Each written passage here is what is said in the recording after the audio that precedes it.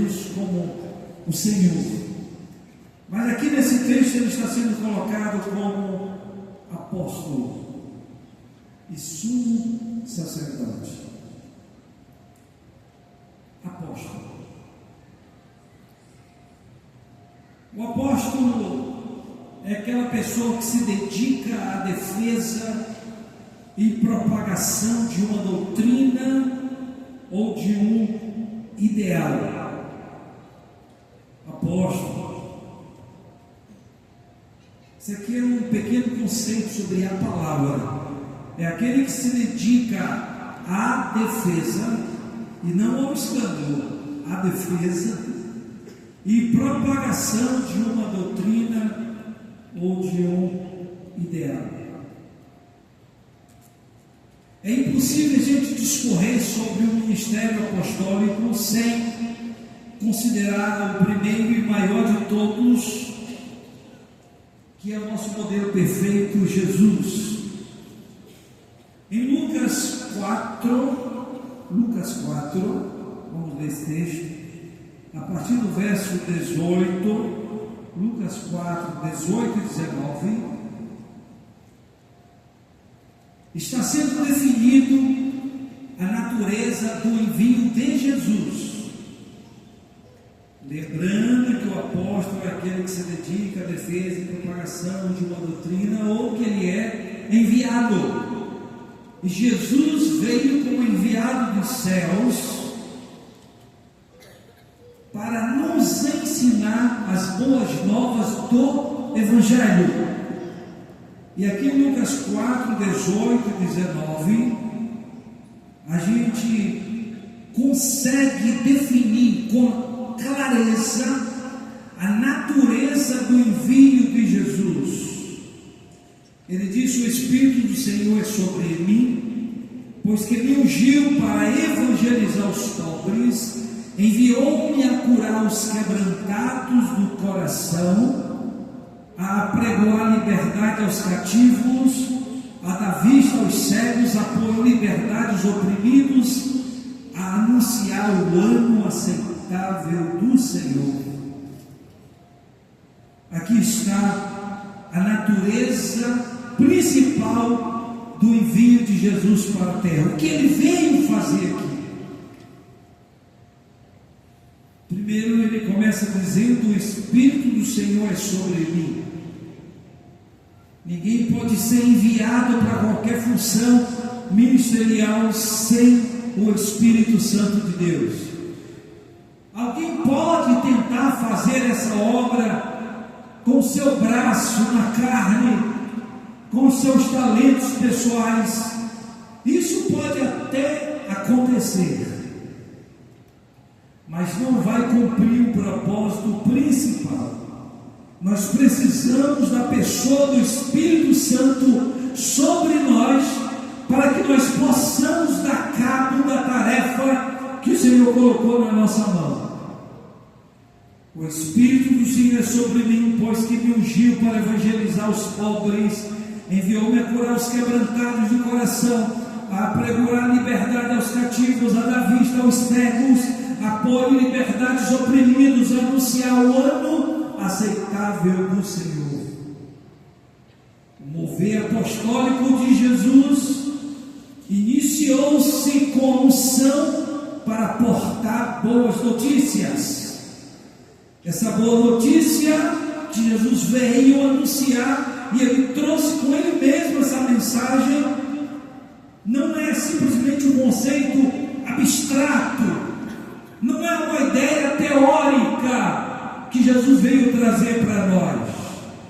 O Evangelho não é uma ideologia, não é uma narrativa.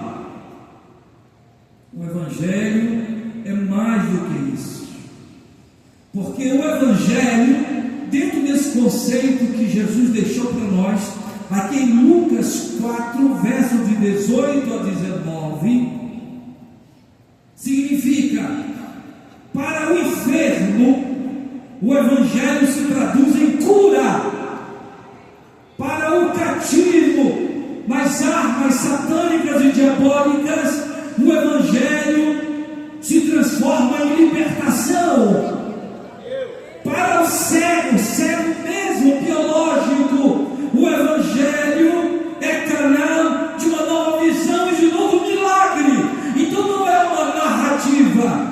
Evangelho vai mais além do que uma narrativa.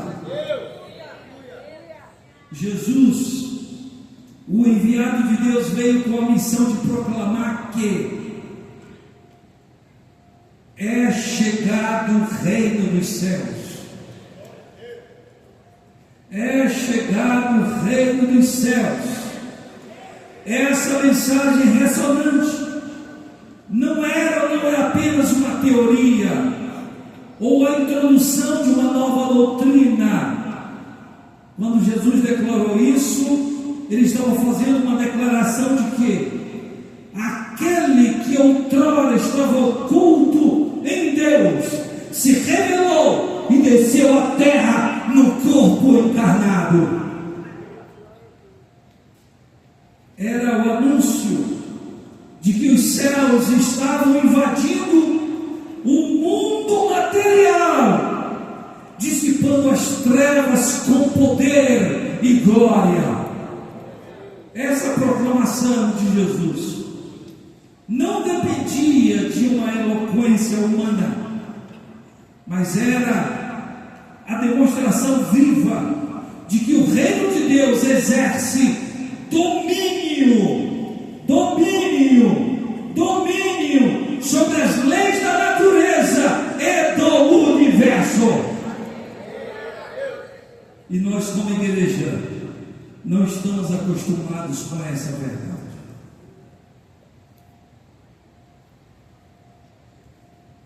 Quando Jesus anunciou que é chegado o reino dos céus, ele estava demonstrando, proclamando que o reino dos céus exerce domínio pleno sobre as leis da natureza e sobre as leis do universo. Por que nós temos vivido uma vida tão medíocre em relação ao Evangelho? Por que nós estamos acostumados a ter uma vida tão cômoda, sem nada do sobrenatural na nossa vida? Alguns seguidores de Jesus acham que o Evangelho é só isso que ele tem presenciado durante 5 anos, 10 anos ou 15 anos, que não tem mais nada para se descobrir dentro desta mensagem, que não tem mais nada de novo dentro desta mensagem. Quando Jesus estava aqui proclamando essa mensagem, quando ele chegou lá no mar da Galileia e repreendeu o vento, e o vento se acalmou, ele estava ali proclamando o reino de Deus ali na natureza, saindo lá daquilo que não é abstrato para o nosso mundo material e demonstrando que o Evangelho do Reino também tem influência na natureza. Eu estava vendo a biografia de um pregador bem jovem na África. Eu nem sabia que ele existia até uns dias desses, que a gente não ouve falar muito. Ele tem um nome africano, é difícil de pronunciar. Mas ele chegou a um grau tão grande de relacionamento com Deus, que ele chegava em algumas cidades da África com seca extrema, e ele clamava aos céus, e Deus mandava chuva logo após a oração dele. Isso é o que significa a chegada do reino dos céus até nós, ou pelo menos o que deveria significar na prática. Uma outra coisa que eu achei interessante é que ele estava em um determinado lugar, lá no seu país, Nigéria, e começou a acontecer um grande terremoto, Ele estava diante de uma conferência, começou a acontecer um terremoto ao ar livre, e naquele terremoto a terra começou a se balançar. Ninguém sabe qual foi a extensão, 1.7, 1.8. As pessoas começaram a correr desesperadas. Correr para onde? Se o terremoto atinge todos os lugares. E ele parou e gritou bem alto: que haja paz! O terremoto parou imediatamente. Isso é exatamente o que Deus quer que nós vivamos. É o nosso desafio. Isso é um desafio para quem prega as boas novas do reino de Deus. Que somos nós. Quando eu digo nós, não é só os pastores, não.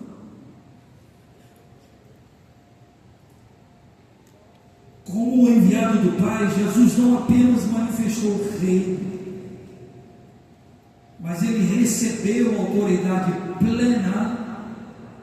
E essa autoridade plena, lá no original grego, de onde a nossa Bíblia é escrita, exousia, que significa essa autoridade que ele recebeu, é para ele exercer autoridade total aqui na terra, num corpo humano limitado, mas com a unção do Espírito Santo, para também, é isso que eu acho interessante nesse contexto, para enviar outros, comissionando outros a dar continuidade à sua missão, portando a mesma mensagem, o mesmo poder e a mesma autoridade.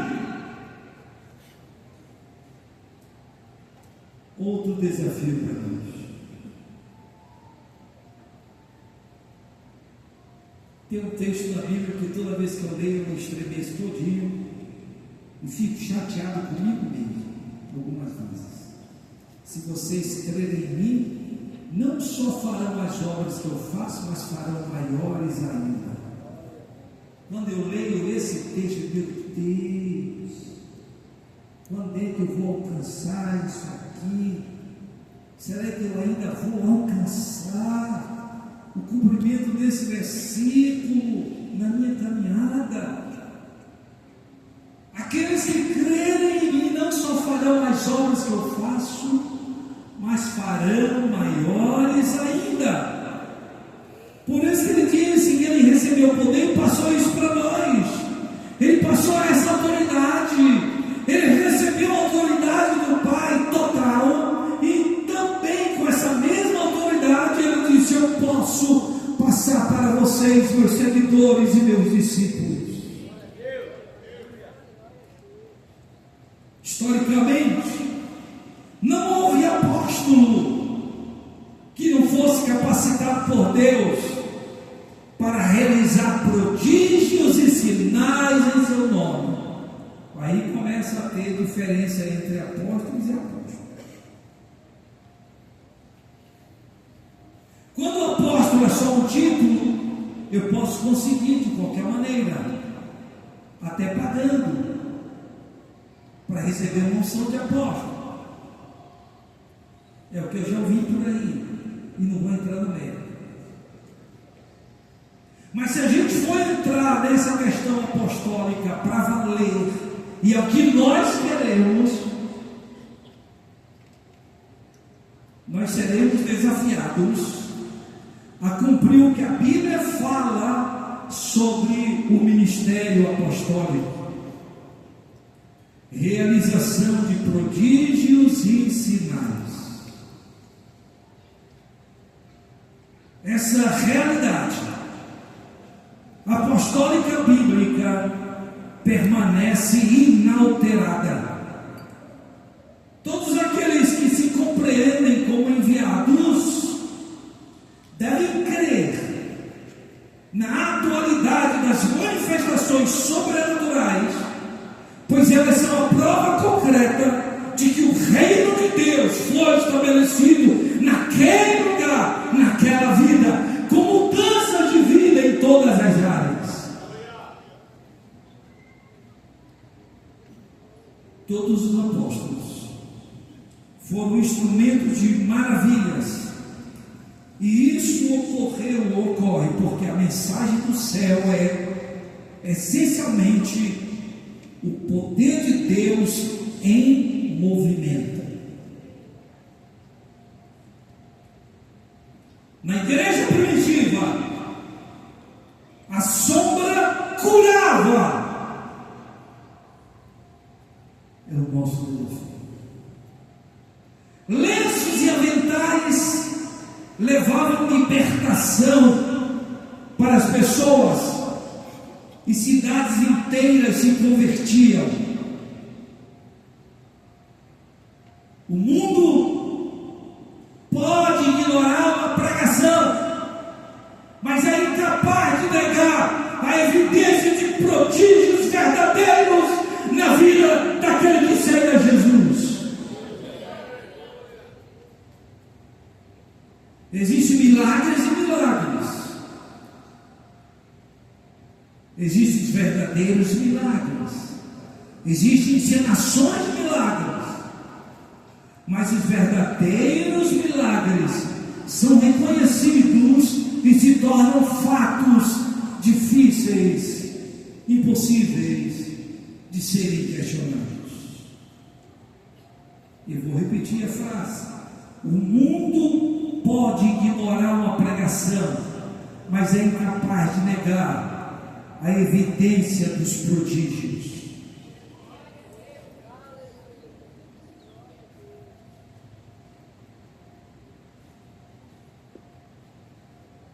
No começo da nossa IDPB, lá pelos anos 1957,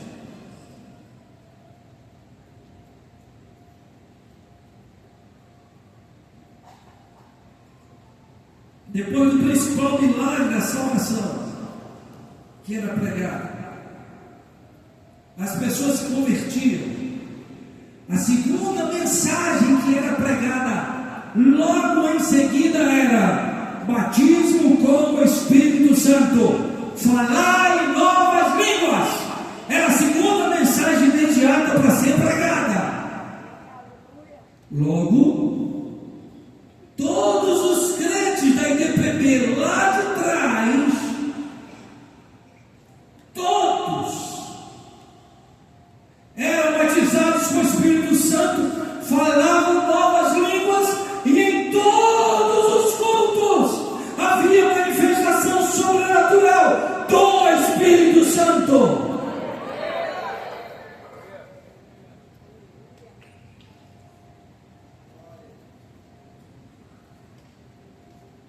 Nós estamos vivendo uma situação como IDPB que nós vamos ter que tomar algumas atitudes, e estamos já tomando, começando por esse tema, que é o mover apostólico. Ou nós voltamos às nossas raízes, ou nós estamos perdidos.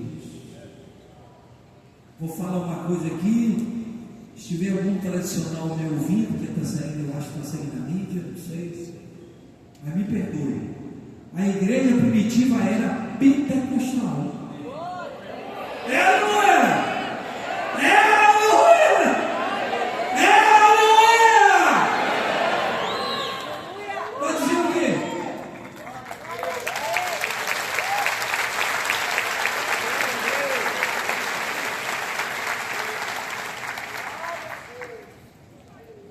Em Atos capítulo 11,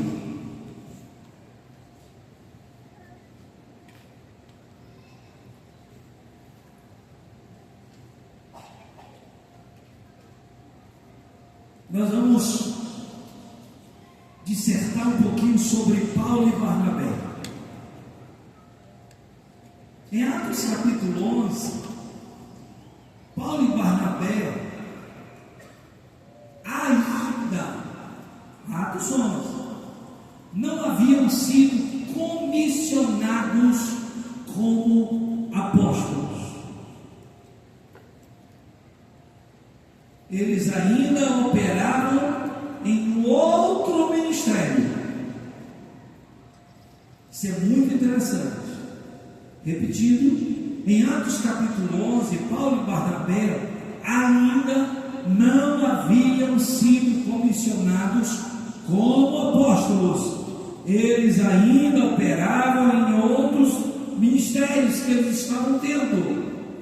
Então vamos ler os versos 11, 25 e 26. Atos 11, 25 e 26.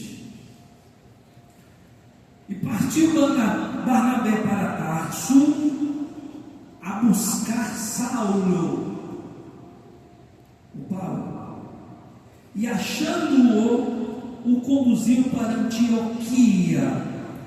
E sucedeu que todo um ano se reuniram naquela igreja e ensinaram muita gente. Para terminar o versículo, em Antioquia foram os discípulos pela primeira vez chamados cristãos. Ou seja, durante o ano inteiro se reuniram na cidade de Antioquia, na igreja de Antioquia, e ensinavam uma grande multidão. Paulo aqui não está sendo chamado de apóstolo, muito menos Barnabé. Agora nós vamos nos transportar para o capítulo 13. Vamos mais à frente. Capítulo 13 de Atos.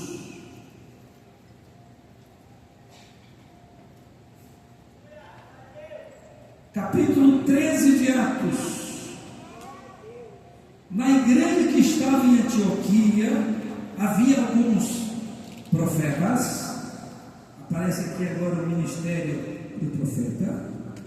E doutores ou mestres. Dois ministérios aqui no começo. Profetas e mestres. E eles são citados aqui. Barnabé e Simeão, chamado Níger, e Lúcio, Cirineu e Manaém, que foram criados com Herodes o tetrarca, e Saulo. Veja agora que Barnabé e Saulo, na igreja de Antioquia, está sendo colocado aqui no grupo de profeta e mestre. Paulo aparece na lista final, no nome final, dando-nos a entender que ele estava atuando como mestre. Mestre. Vamos dar sequência ao verso 2 e 3. E servindo eles ao Senhor e jejuando, disse o Espírito Santo: apartai a Barnabé e a Saulo para a obra a que os tenho chamado. Então, jejuando e orando, e pondo sobre eles as mãos, os despediram. Mas não vamos parar aqui nessa questão do chamado e na forma como essa igreja enviava os seus apóstolos ou missionários, que são conhecidos nos nossos dias com esse nome. Mas se a gente for observar, todo chamado verdadeiro começa com o Espírito Santo. O Espírito Santo chama, vai trazendo a convicção e vai nos direcionando para a obra. Eu gostaria só de falar com vocês rapidamente aqui no livro de Isaías. Isaías, rapidamente, só para falar um pouco sobre isso.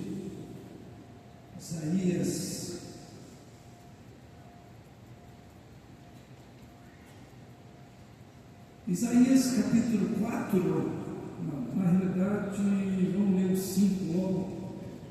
Eu vou ler só o começo de cada um dos versículos. Isaías 5, ele profetizando, no versículo 8, ele diz: Isaías, casa a casa, reúne herdade, até que não haja mais lugar e fique como únicos moradores no meio da terra. 11. Ai dos que se levantam pela manhã e seguem bebedice e se demoram até a noite, até que o vinho os esquenta. 18. Ai dos que puxam pela iniquidade com corda de vaidade e pelo pecado, como se fosse com cordas de carros. 20. Ai dos que ao mal chamam bem, e ao bem mal, que fazem da escuridade luz e da luz escuridade, e fazem do amargo doce e do doce amargo. 21. Ai dos que são sábios a seus próprios olhos e prudentes diante de si mesmo. 22. Ai dos que são poderosos para beber vinho e homens forçosos para misturar bebida forte. 23. Ai dos que justificam o ímpio com presentes e ao justo negam justiça. Tá, e assim vai. Isaías já era um profeta. Olha a mensagem dele até o capítulo 5. Agora vamos para o capítulo 6, rapidamente. Diz Isaías: no ano em que morreu o rei Uzias, eu vi ao Senhor assentado sobre um alto e sublime trono, e o seu cetro, a sua roupa, a sua indumentária enchia o templo. Os serafins estavam acima dele, e cada um tinha 6 asas, com 2 cobriam o rosto, e com 2 cobriam os pés, e com 2 voavam.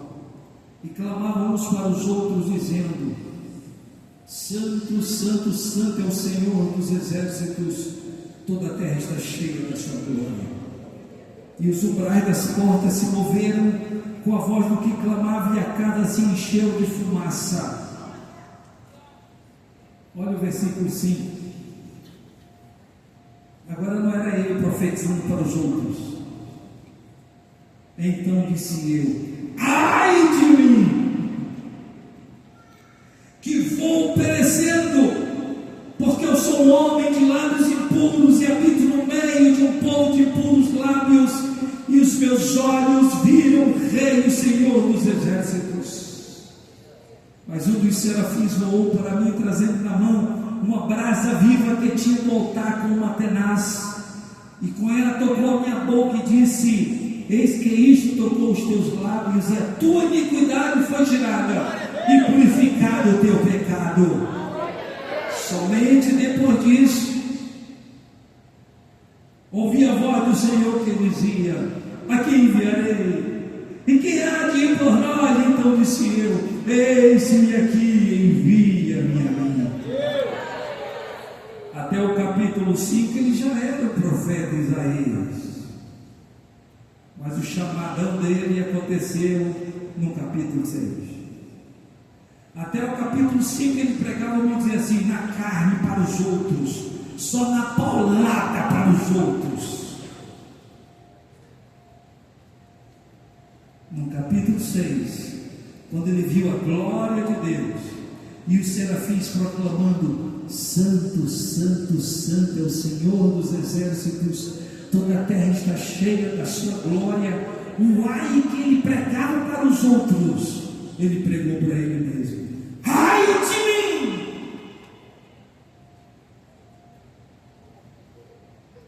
que vive no meio de um povo impuro, de impuros lábios, e eu também tenho lábios impuros. Esse fogo é o fogo do Espírito Santo na nossa boca.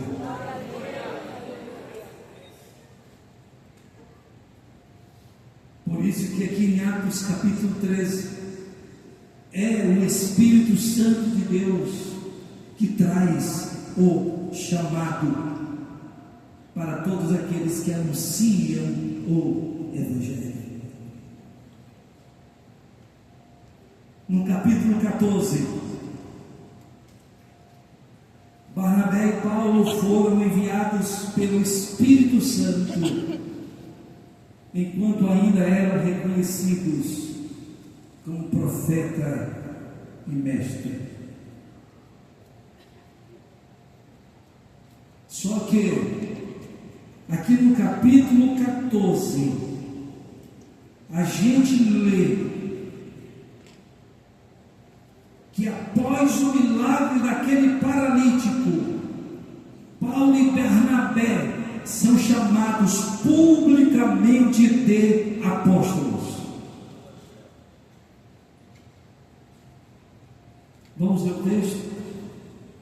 A partir do verso 6 do livro de Atos. Sabendo eles, fugiram para Listra e Derbe, cidades da Licaônia, e para a província circunvizinha, e ali pregavam o Evangelho. E estava sentado em Listra certo varão leso dos pés, coxo desde o seu nascimento, o qual nunca tinha andado. Este ouviu falar Paulo que, fixando nele os olhos e vendo que tinha fé para ser curado, disse em alta voz: levanta-te direito sobre teus pés. E ele saltou e andou. E as multidões, vendo o que Paulo fizera, levantaram a voz, dizendo em língua licaônica: fizeram-se os deuses semelhantes aos homens e desceram até nós. E chamavam Júpiter a Barnabé e Mercúrio a Paulo, porque este era o que falava. E o sacerdote de Júpiter, cujo templo estava em frente da cidade, trazendo para a entrada da porta touros e grinaldas, queria com a multidão sacrificar-lhes. Ouvindo, porém, isto, os apóstolos Barnabé e Paulo rasgaram as suas vestes e saltaram para o meio da multidão, clamando. Paremos por aqui.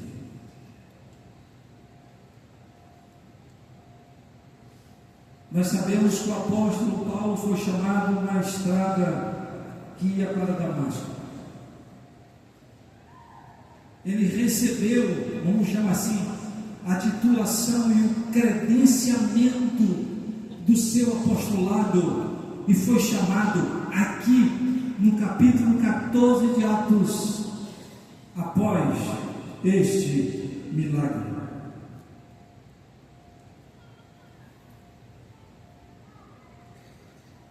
Logo, pesa sobre os ombros do apóstolo, dentro da visão bíblica, que quando ele está anunciando o Evangelho, entrando em lugares tenebrosos, como pioneiro em países e regiões fechados para o Evangelho, os milagres deverão acompanhar juntamente com a mensagem pregada. Mas nós não podemos ficar surpresos com isso, porque Jesus já tinha dito anteriormente: esses sinais acompanharão aos que creem. Pastor Montefuso falou isso ontem à noite.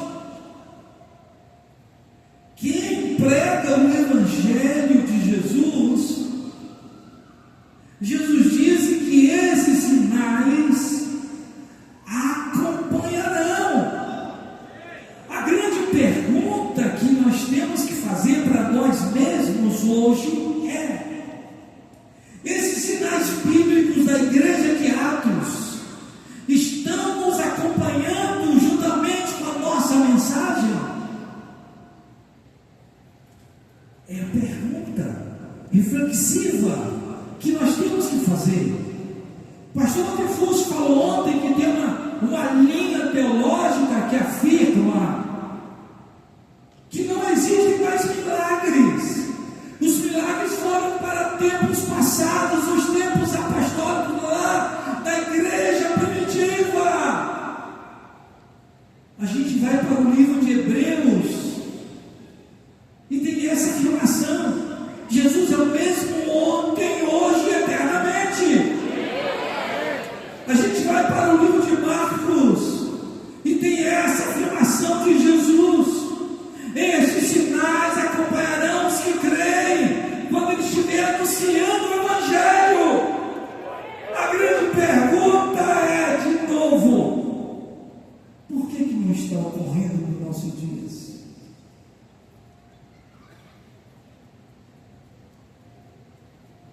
Eu vou dar minha opinião pessoal. Bem redundante, né? Minha opinião já é pessoal, né? Para ficar bem forte. Porque nós não pregamos cura divina. E sabe por quê? É minha opinião, tá? Minha. E sabe por que nós não pregamos cura divina? Porque nós não queremos ser envergonhados. Por acreditar, nós, é a minha opinião, eu vou pregar cura divina, de repente aparece um paralítico na minha frente, eu vou orar por ele, eu estou pregando, ele vem, eu vou orar por ele, nada acontece e eu serei envergonhado. Então é mais fácil eu não pregar que Jesus cura. É minha opinião.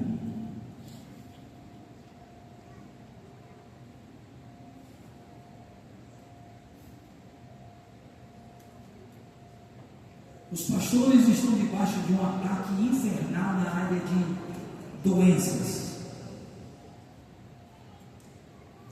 Não só pastores da IDPB.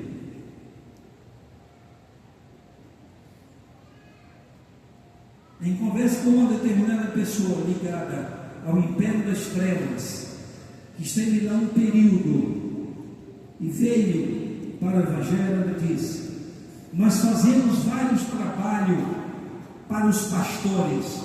E alguém perguntou: mas qual é o tipo de trabalho que vocês estão fazendo com os pastores? Na área de enfermidade, para que eles caiam doentes, para que eles morram. Lógico que tem gente que não acredita nisso, porque tem aquela teologia de que eu já estou com Jesus, eu estou bem, eu estou guardado. Eu também acredito nisso. Então por que nós estamos adoecendo tanto? Eu já tive algumas doenças. O que está acontecendo? Graças a Deus por esse tema, o mover apostólico. É um desafio para todos nós. Ou a gente vai ficar da espessura desse cano aqui, de tanto jejuar para ter milagre, ou seremos destruídos pelo império das trevas. Que isso, pastor? O que o senhor está dizendo? Tem muita gente sendo destruída aí, meus irmãos, e crente, pastores de vários níveis. É realidade ou não? E nós temos várias justificativas para falar. Uma delas é muito pecado na vida daquele. É a disciplina de Deus para a vida dele. É isso, é aquilo outro. Mas a gente não está parando para imaginar que é uma oportunidade que Deus está dando para a gente entrar neste mover de milagres.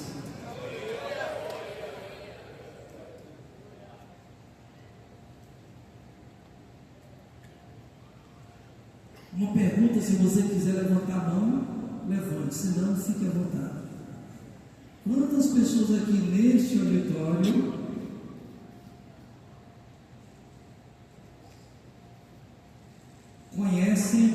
conheceu alguém que teve câncer e já morreu de câncer? Levante a mão. Quem? Meu Deus do céu, é uma multidão.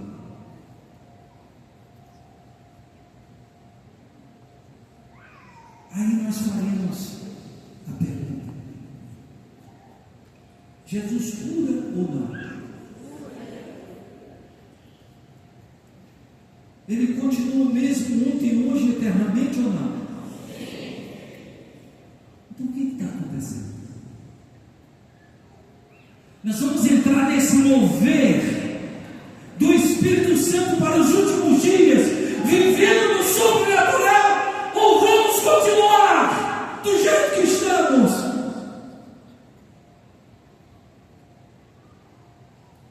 Eu estava vendo uma biografia de alguns homens de Deus do passado, homens que moveram os céus e a terra. Eu estou entrando nessa, como diz os jovens de hoje, eu estou entrando nessa vibe hoje. Não sei nem o que é isso, mas eu estou entrando.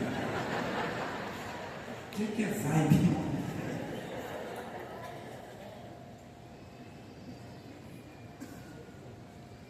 Tinha 5 coisas em comum com dessas pessoas: Oral Roberts, Kathryn Kuhlman e outros. Tinha 5 coisas em comuns. Primeira coisa, uma vida intensa de oração.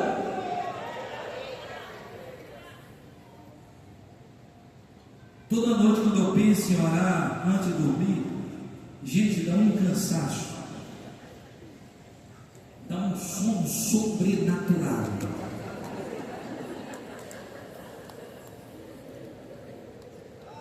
Um sono do demônio. Esse é o demônio sonolento que vem atacar. Eu penso naquela cama confortável. Aí eu vou guerrear na oração. Isso lá depois das 11. Eu vou guerrear na oração. Chego lá, tá a guerra, tá a batalha. Depois de meia hora, o sono desaparece, a energia vem. Aí dá vontade de ir embora. Glória a Deus. Se nós não entrarmos na batalha da oração, que é uma disciplina, nós não veremos milagres no nosso meio, nos nossos cultos. Vamos ter que estar contando milagres de outros.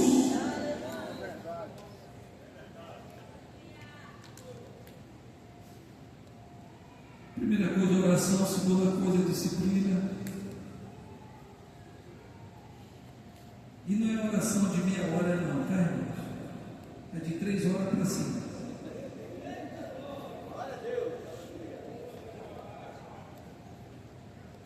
Tem crente que não ora nem na hora do almoço?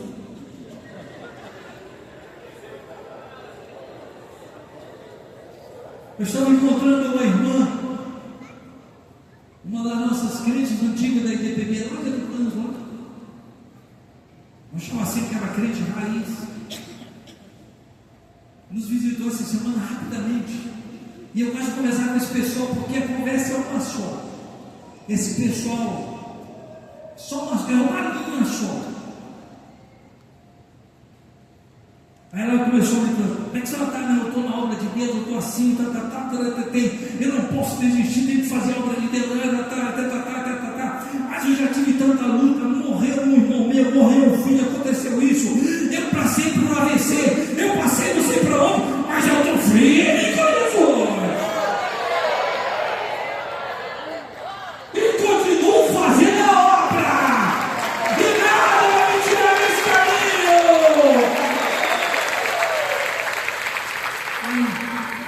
Por que essa firmeza toda? E os crentes de hoje? Um probleminha desse tamanho, já estou desistindo. Já vou deixar de ser crente. Eu já estou sem vontade de ir para o culto. Está trovejando, vai alagar. Recebi o sinal no celular. Alagação, já não vou.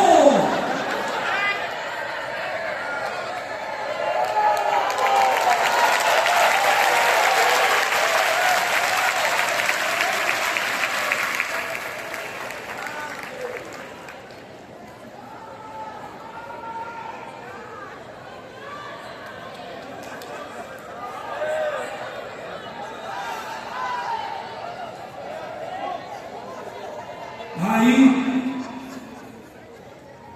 me deram a palavra até meia-noite, então eu tenho muito tempo. Cadê a minha filha? Eu tenho que acabar. Ela está por aqui, subiu. Cadê a sua esposa? Foi para lá. Tá vendo? Segura lá, segura. Eu já acabaram.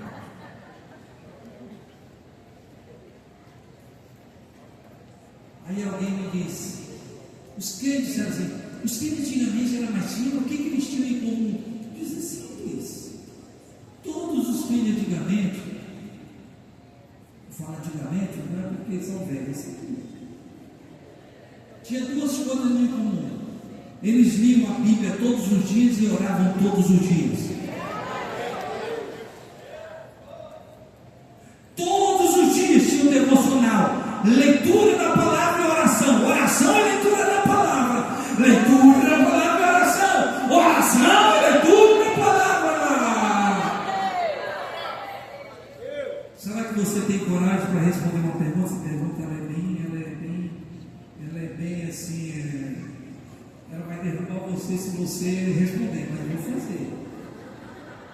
Quem aqui tem o hábito de orar todos os dias, 1 hora por dia? Quem tiver coragem, fica em pé, fique. Quem não tiver, fique sentado. 1 hora por dia, todos os dias.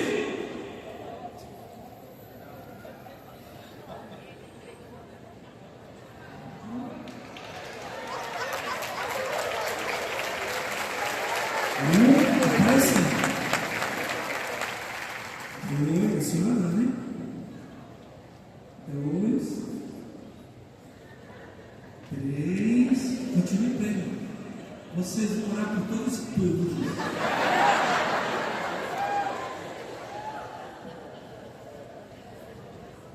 Deus abençoe você.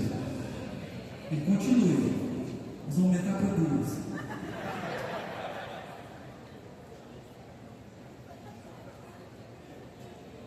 Eu preciso terminar.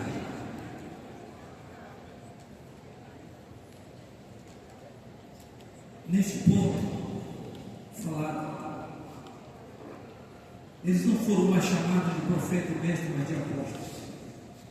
É o momento em que a profecia de Jesus a respeito de Paulo se manifesta com todo o seu poder e autoridade. Nós vemos então, irmãos, que os prodígios e sinais não são acessórios, são a assinatura do Espírito Santo e a prova de que Jesus permanece vivo e atuante nos nossos dias. Todo aquele que é enviado pelo Senhor deve demonstrar a autoridade de Cristo. O poder é o distintivo, o selo e o atestado do apóstolo, daquele que é enviado, daquele que prega o Evangelho. Paulo utilizava este argumento para resolver conflitos e atestar sua autoridade perante a igreja. Eu não vou ler em 1 Coríntios 4, 18 a 20. Ele confronta a arrogância sem poder, a arrogância daqueles que se diziam apóstolos e não eram. E ele, só a parte final do versículo, ele diz: quando eu fui pregar o Evangelho para vocês, eu preguei o reino de Deus, mas o reino de Deus não consiste em palavras, mas em poder. E em 2 Coríntios 12, ele disse: os sinais do meu apostolado foram manifestos entre vocês com toda persistência, por meio de sinais, prodígios e maravilhas.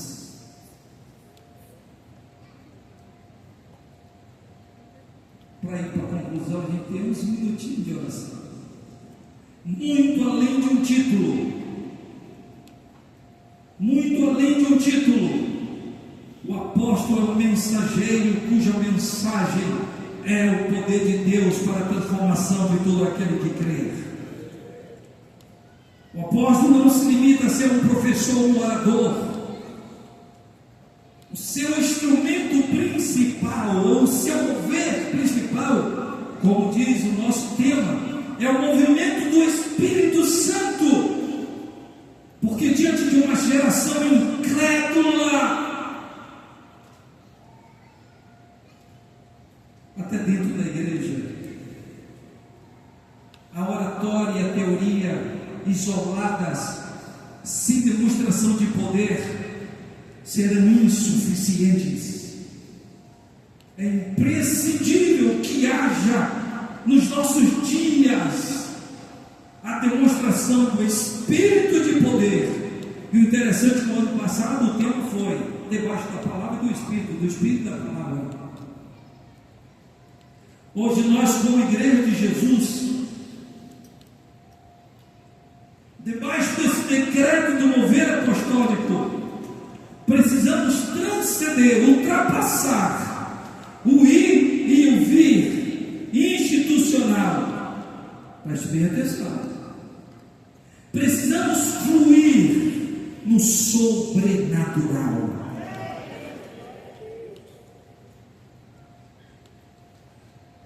Jesus, os 12, e posteriormente Barnabé e Paulo portavam uma mensagem que era um vulcão de autoridade e de poder.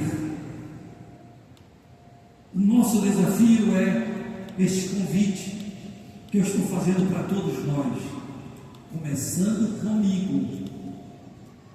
Saiamos, pois, da nossa zona de conforto, de apenas um discurso, para a gente entrar na manifestação do reino de Deus com poder e autoridade.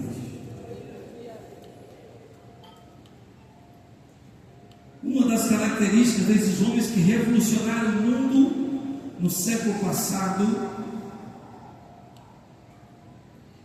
inclusive falado muito na nossa IDPD, o Seymour, lá do movimento da Rua Azusa, uma das coisas que era geral para todos eles era uma insatisfação santa com aquilo que eles estavam vivendo e vendo. Eles tinham uma insatisfação, eles está faltando alguma coisa, não é possível.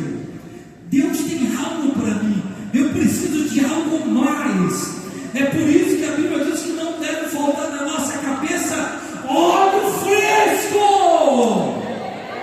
Nós não podemos estar nos contentando e ficar lembrando apenas de cultos do passado em que nós sentimos a presença de Deus e vimos algum tipo de milagre. Nós temos que viver isso hoje, em cada culto nosso.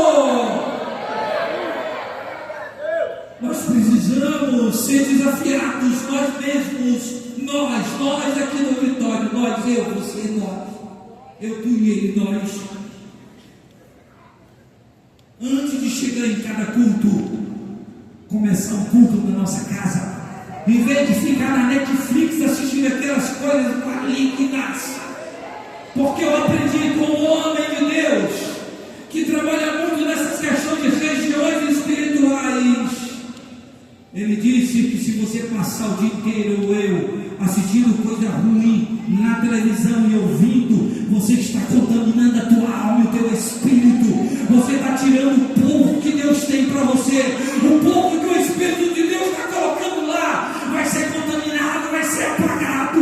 E quando chega lá no culto, chega na reunião, está totalmente frio, carnal, não sente nada. Pode se cantar os corinhos mais animados que forem, a mensagem mais maravilhosa que for, ainda vai sair dizendo: eu não senti nada, eu não sinto nada, porque passou o dia, a semana, o mês, enchendo seus olhos e os seus ouvidos com coisas malignas e satânicas.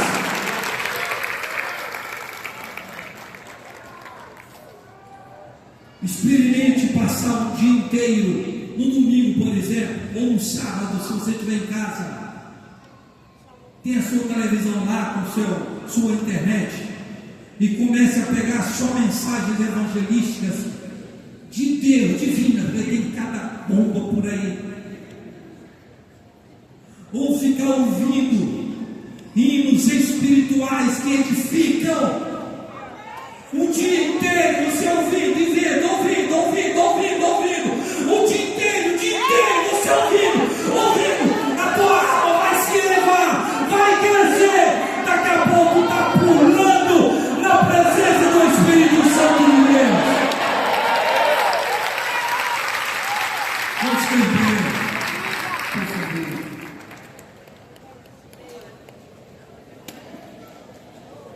Hoje é o fechamento.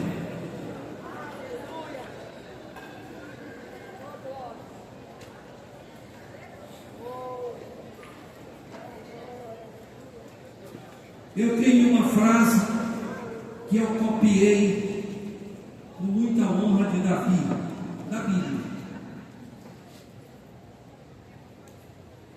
Quando ele estava naquela agonia do pecado dele eu deixo claro, vou ficar só com a frase de frente. Ele fica bem claro. Ele estava sentindo o Espírito Santo afastado dele, no Salmo 51. E ele disse: não retire de mim o teu Espírito.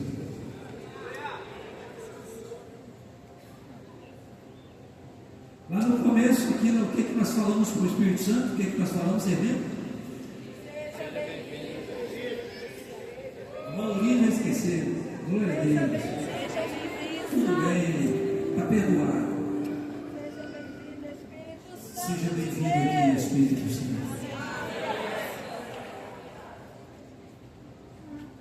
Eu não sei se os irmãos conhecem. Santo Espírito, és bem-vindo aqui.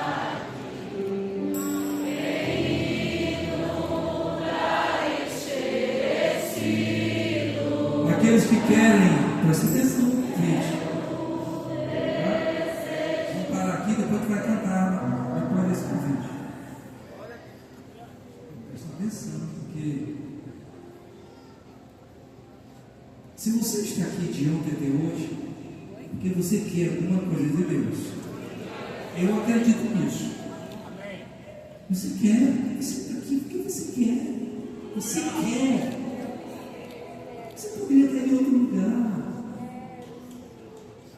Mas você está aqui porque você quer. Você quer. Quer ou não quer?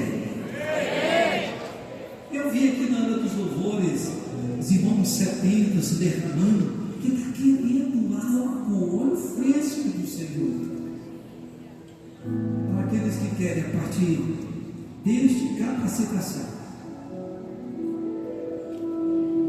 que o Espírito Santo me dê uma sede de Deus sobrenatural, para começar a mexer contigo, para você orar meia hora. Comece com meia hora, 15 minutos, depois uma hora. Não, agora eu vou começar com 12 horas. Não vai começar não. Começa com meia hora. Você vai dizer para o Espírito Santo: Espírito Santo, eu quero andar no sobrenatural. Eu quero que os dons do Espírito Santo sejam ativados na minha vida através do sobrenatural. Mas eu preciso da tua ajuda, Espírito Santo. Eu não estou bem.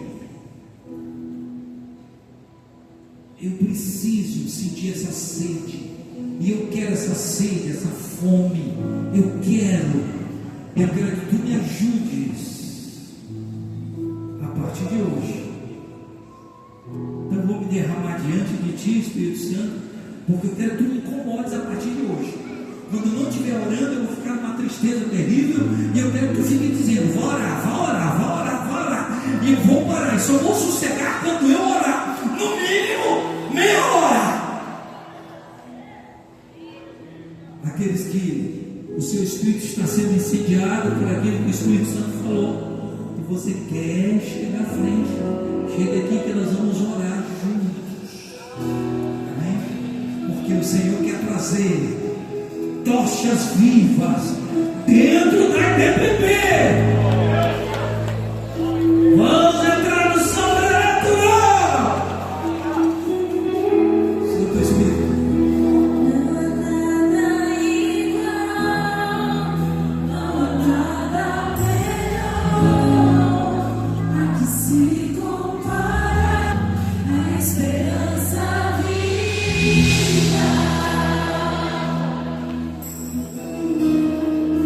Tua presença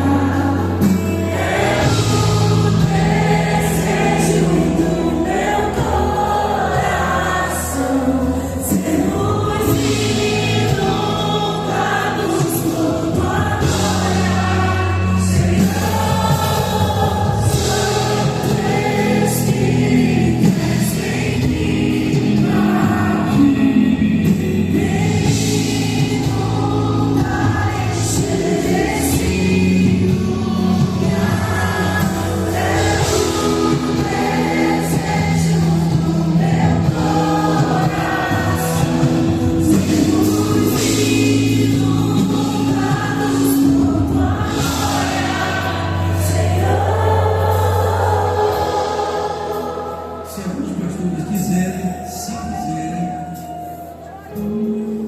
descer aqui, se quiserem, vamos abrir-nos para o Espírito Santo de Deus, irmãos.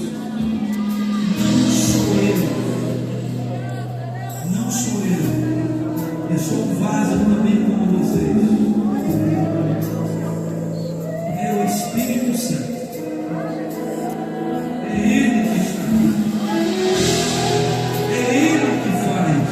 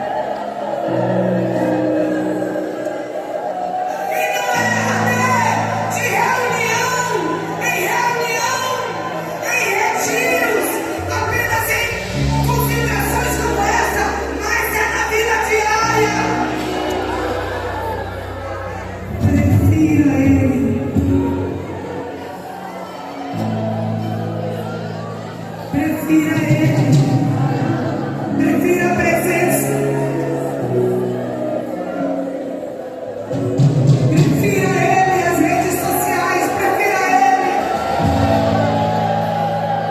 Prefira a presença dEle ao celular.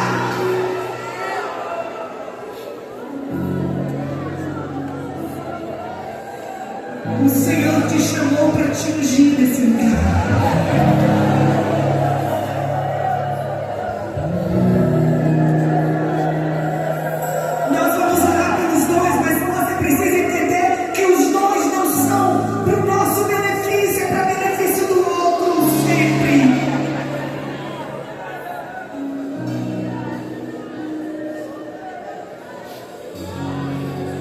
Irmãos, por quanto tempo nós vivemos buscando métodos de crescimento? E não tem nada de errado nós termos um sistema de crescimento. O problema é que isso não substitui a nossa vida de oração, a nossa vida de jejum, a nossa vida de palavra. Preste atenção, igreja! Assim diz o Senhor: a missão da igreja não é ajuntar uma multidão de adeptos religiosos, mas de fazer discípulos. E você só será de verdade um discípulo quando você estiver discipulando alguém. Enquanto isso, você não passa de uma criança.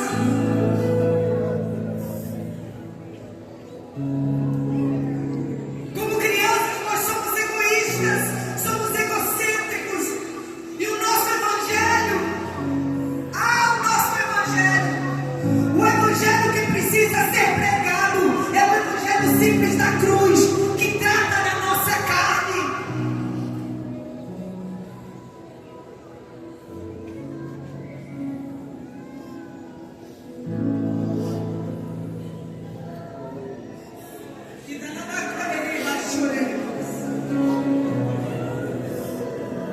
Eu não vou perguntar para você levantar a mão, mas veja, quando foi a última vez que você testemunhou de Cristo para alguém?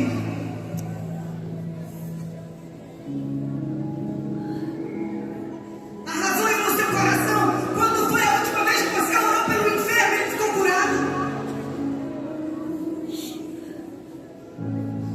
Qual foi a última vez que você olhou para uma pessoa e Deus te revelou a vida dela?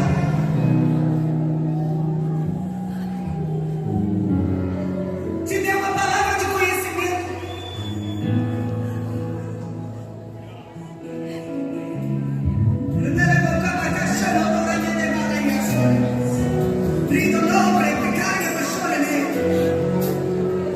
Você está ansiosa para dizer: Senhor, fala comigo? Ele falou. Está falando diretamente. Você tem fome. Você tem fome, mas para você ter fome dele, não distraia a sua fome com outras coisas. Não distraia a sua fome com conversas que não te edificam. Não distraia a sua fome com entretenimento. Não distraia, não se distraia. As pessoas vão me achar chata. Não interessa. Porque tudo que você precisa é dele.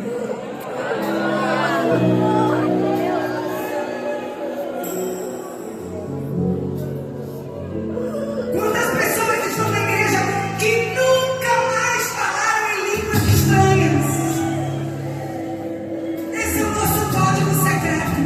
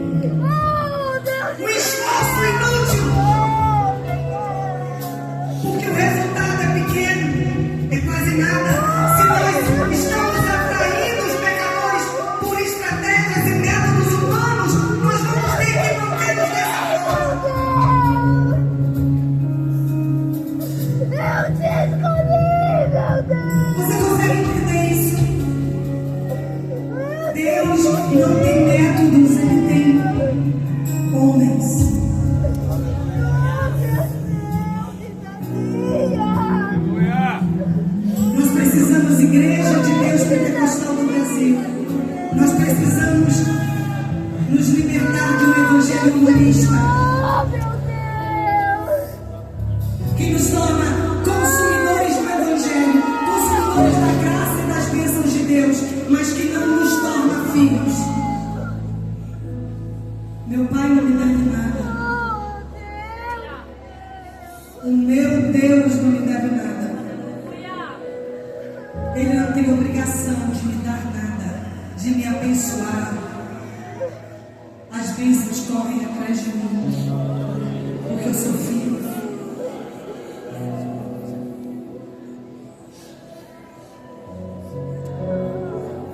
Nessa noite, eu quero que você preste atenção, que nós só temos uma chance. Quem tem ouvidos para ouvir? Quem tem ouvidos para ouvir? Preste atenção.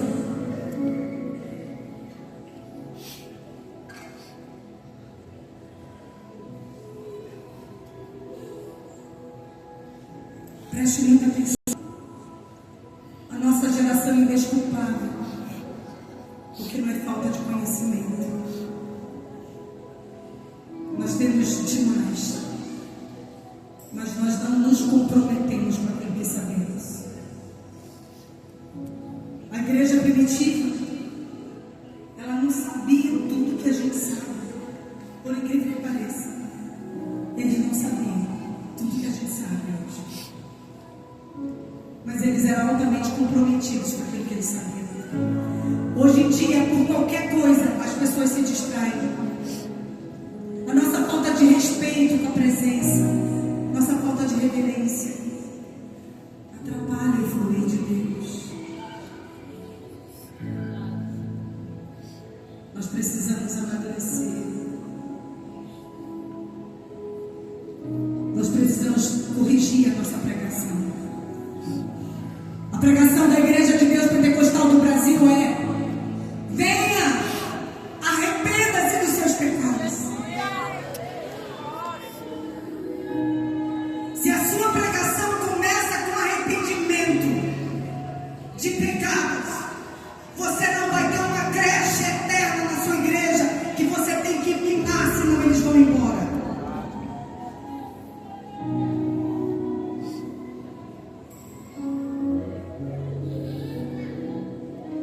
Pastores, não caminhe pela conveniência das ovelhas, caminhe pela direção de Deus. Temam a Deus e comece isso na sua casa, no seu relacionamento conjugal, em relação aos seus filhos, em relação à sua liderança. Vamos honrar a Deus. Não vamos andar por medo de perder, medo que as pessoas vão embora. Eu vou mostrar para vocês por que é tão importante a gente prestar atenção. Jesus está às portas. Quem está de olhos abertos está vendo os sinais. Enquanto que o diabo consegue te distrair com o teu passado, com os teus erros do passado, com os teus traumas, com os teus problemas, tem uma multidão perdida que nunca ouviu falar de Jesus. Por favor, preste atenção nisso. Preste atenção.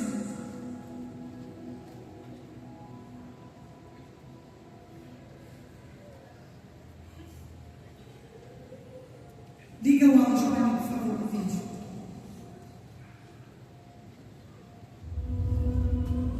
$3,2 bilhões de pessoas que nunca ouviram o nome de Jesus, nem uma única vez. Seres humanos que nascerão, viverão toda a sua vida e deixarão este mundo sem jamais saber que existe um Salvador. É difícil até mesmo imaginar um milhão, e ainda assim existem bilhões sem acesso ao Evangelho. Se Jesus realmente é o único caminho até o Pai, como podemos permanecer indiferentes diante dessa realidade? Se eles nunca ouvirem sobre a cruz, como poderão crer? E se ninguém for, como irão ouvir?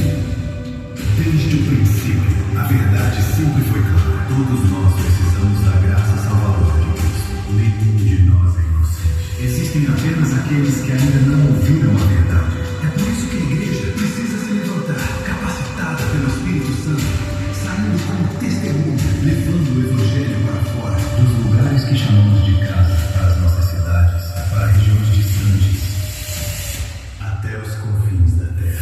Nós fomos chamados, escolhidos e enviados, pioneiros, levando luz aos cantos mais escuros do mundo, onde o nome de Jesus ainda não foi ouvido. Cada pessoa na terra merece pelo menos uma chance, um momento, para ouvir o nome de Jesus. Movidos pelo amor, capacitados pela fé e impulsionados pela justiça do reino, porque o Evangelho não é só para alguns, é para todos.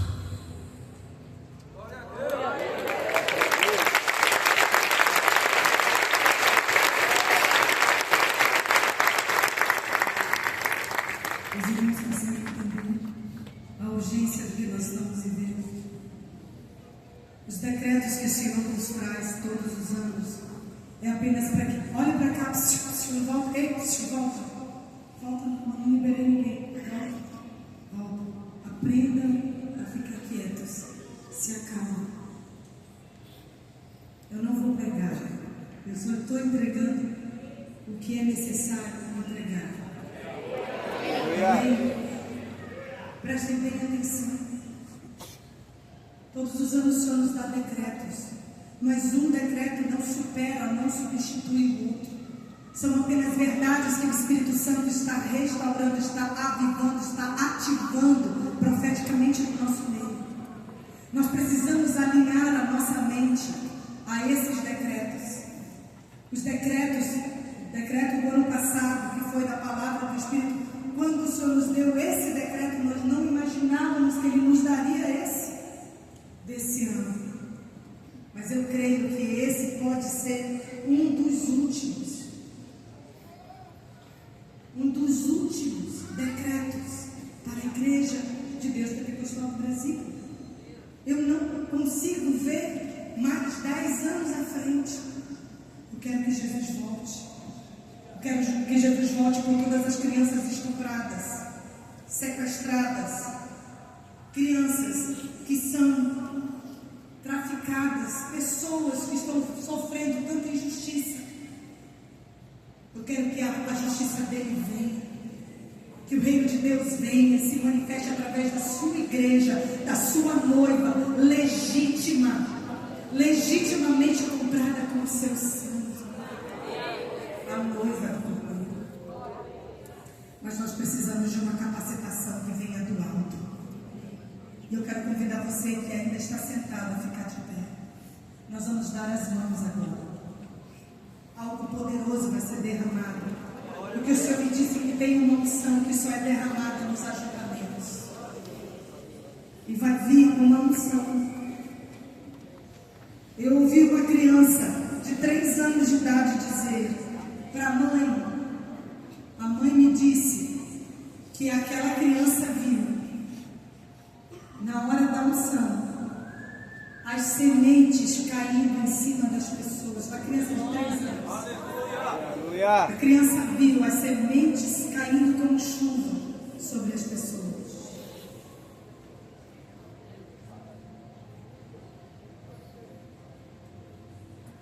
Ei, o Senhor te chamou para andar no sobrenatural.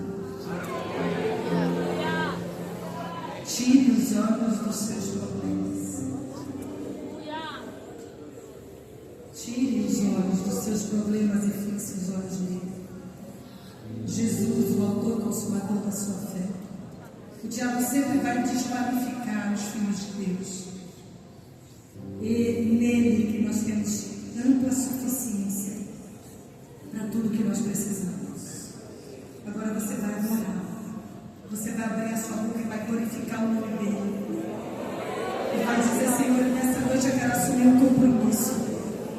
compromisso. Derrama os dons sobre mim, Senhor. Eu vou buscar com zelo os melhores dons. Enquanto isso, você profetiza. Profetiza. Profetiza. Profetiza no Espírito. Profetiza. Profetiza, igreja. Profetiza. E